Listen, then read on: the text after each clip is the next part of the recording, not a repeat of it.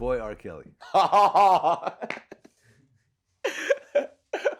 How we gonna go over the national anthem? Well, the national anthem, R. Kelly.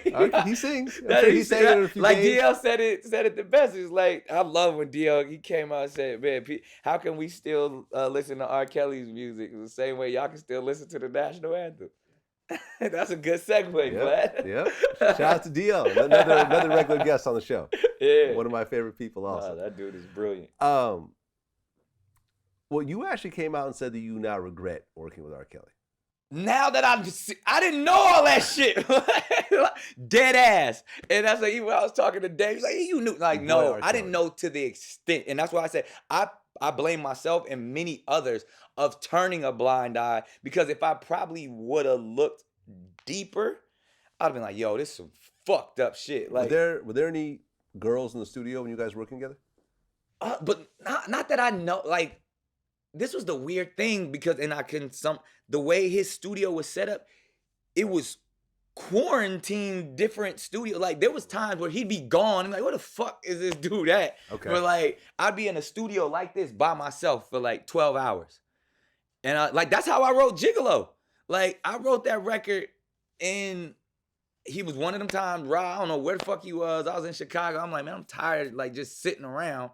And I used to say shit like, man, if people really want these hits, I'll make them sit around and wait to see how bad they want it. They gotta wait for me. Really? That was his thing. That was his, like. So I'm sitting in a studio like this, like, this motherfucker was really gonna make me sit around here and wait, because he was that on fire. He was writing hit after hit for everybody. So, and it was this beat, and I was like, you know what? I'm gonna just write something to this beat. I don't care if he in there or not. And I'm jumping on a plane. I'm going back to New York. And it was funny, because I had just wrote, like, at the time the label was trying to dumb me down and make me sound like, you know, a Nickelodeon rapper and all that shit. And I was like, man, I'm gonna just talk about the shit I really go through. I was like, I don't care. I'm gonna be cussing. I'm gonna be talking about bitches. I'm gonna be like I was just frustrated. Like, pimp bones in my body, rocked in my. I was talking all that shit. You know, call me the scarecrow. I'm looking for some brain. Like, I was just saying all of like. So you wrote all your own verses. All my own verses and left. But the hook he did. Yeah, like I left the studio, and then I get a call from the head of the label, like, yo, this Gigolo record is amazing. What the fuck are you talking about? It ain't make no record called Gigolo. And then he sent it to me. I was like, yo, Rob must have heard my verses and went in there and killed the hook.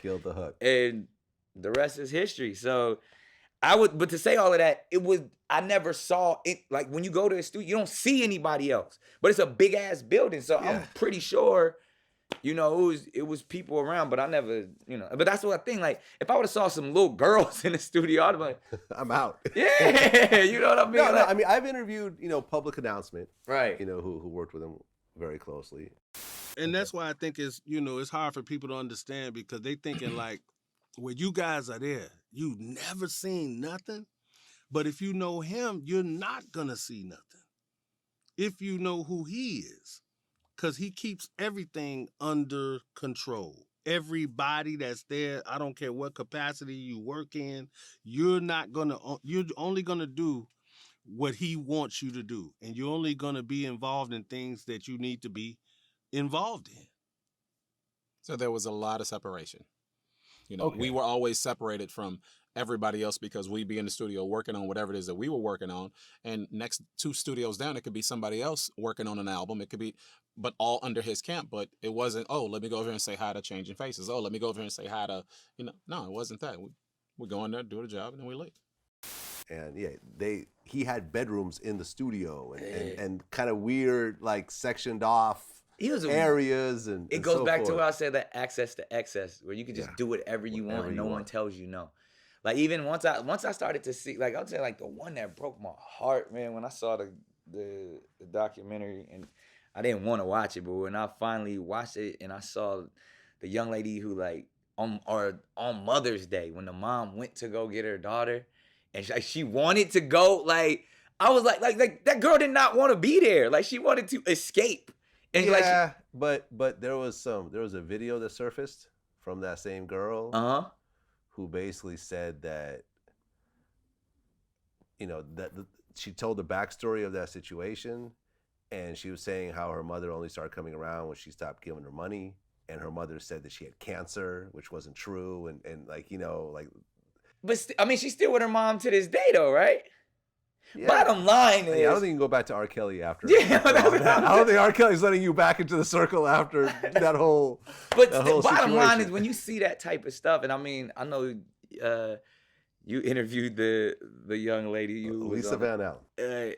Well, even if happened, like that's like. Well, okay. To be fair, I interviewed Public Announcement, right, and they said that based on everything they've seen, because one of them was interviewed for Surviving R. Kelly, right, and it wasn't used because there wasn't any sort of stuff that they wanted, you know, like there right, wasn't no all this like, information. yeah, there's no salacious information, so they ended up not even using his stuff. But when I asked them, do you feel that Surviving R. Kelly was accurate or very one-sided? Yeah. I would say that it was pretty accurate. Pretty accurate. And I'm gonna say that in terms of most of the women that spoke, those survivors, they, you know, I believe they were telling the truth. And I mean, even the two ladies in the Gayle King interview, like they're 21 and been with him for however so, and you could tell like the way they carried themselves, like they were trying to be mature, like they was playing house, but I was like, yo, these are little girls as well. Like they reminded me of little girls trying to act grown. You know what I mean? He even said, you know, I don't look, you know, so do you date women your own age? I don't look for close to my age. I look for legal. I'm an older man that loves all the women. They actually cut that to Trinidad James on gold everything. Light skin, dark skin. I'm an older man that love all the women. Like the internet is undefeated. Yo, that whole interview will be chopped up and used for years, man. Well, like, they actually released it like a VladTV interview. Yeah, like people kept pieces. They stole your whole CBS swag. is taking your swag right now, Vlad. I'm like, yeah, it is what it is. It was sad though, man, to see like, cause again, I saw the confusion, the pain, the mental illness. Like even to me, he's like, yo, I need help. I need to talk to somebody.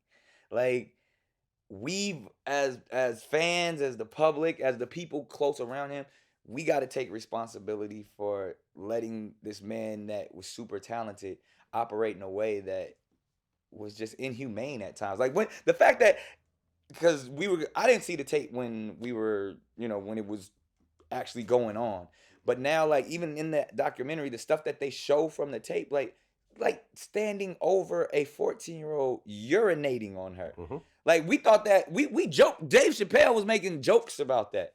Yeah. Like as a father with a daughter now, like there's nothing funny about a grown man urinating on a little girl.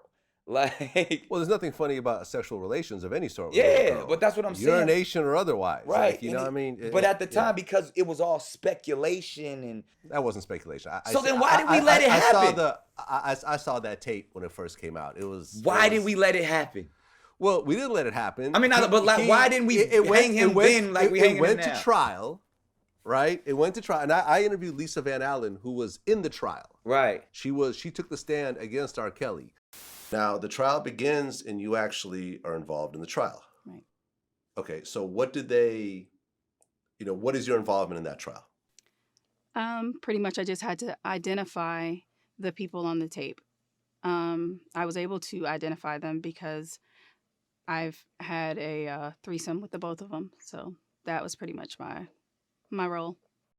She had a threesome with that little girl. And she said she didn't know that she didn't know. He said that it was like a neighbor. Right. You know, and she found out afterwards during the trial. But she said something very interesting. I don't know if you saw this part or not.